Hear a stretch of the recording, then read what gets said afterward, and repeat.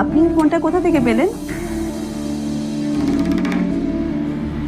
তবে কি নীলই মিস্টার রায়চৌধুরী, নাকি নীল এই ফোনটা চুরি করেছে? বেকার নীলের কাছে কোটি টাকার ফোন কোথা থেকে এলো? নীলের সত্যিটা তাহলে কি?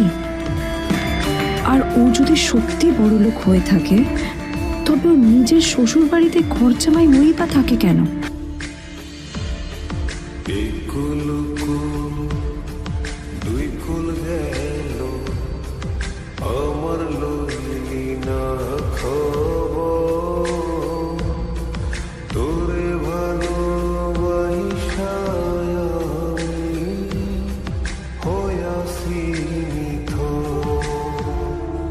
কটা বাজে রে? আমার খুব লেট হয়ে গেছে বুঝলি। তোরা খেল, ঠিক আছে? তোরা খেল, আমি আসছি।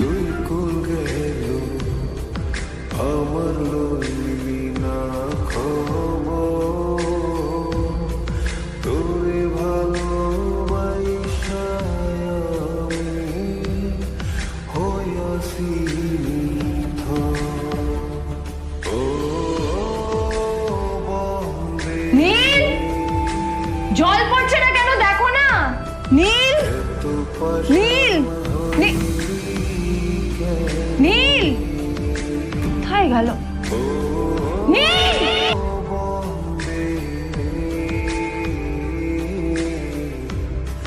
নীল, নীলকে ডাকছে কেন বলতো?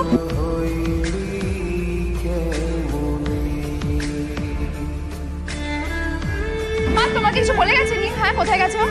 না, আমি ওর কোনো খোঁজ খবর রাখি না। না, একটা কথা মনে হচ্ছে, ওকে না এবার একটু শীতে করতে হবে। একটা কাজে যদি আসতো ছেলেটা, যখনই কোনো কাজের কথা বলি ভ্যানিশ হয়ে যায়। আমি ওকে বলেছিলাম R&B গোল্ডেন ডায়মন্ড থেকে আমার সেটটা নিয়ে আসতে, আনেনি। আনেনি, আজকেও ভালো করে অফিসে নিয়ে যাবো, ভ্যানিশ হয়ে গেল। কোথায় গেল কে জানে। আমার ভাগ্যেই জুটেছে এরকম একটা ছেলে। দিদি, তুমি কেন বিয়েটা দিয়েছিলে আমাকে? এটা আবার কি বলছিস? আমার কি দোষ? দেখ, ওই অসভ্য ছেলেটার সাথে বিয়ে দিতে চাইনি। যা করেছে তোর বাবা করেছে, এটা আমার কোনো দোষ।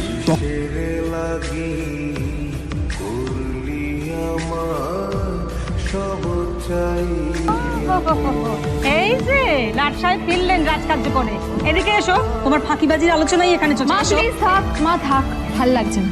এমনিতেই অফিসের জন্য আমার লেট হয়ে যাচ্ছে, আর দুজন আমার ওয়েটও করছে।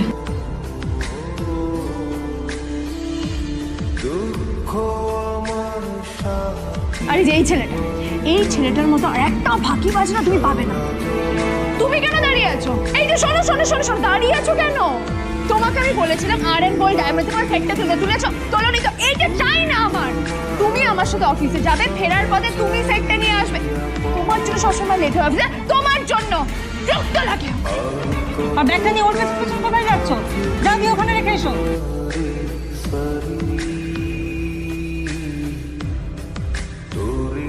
যত সব অপদার্থ।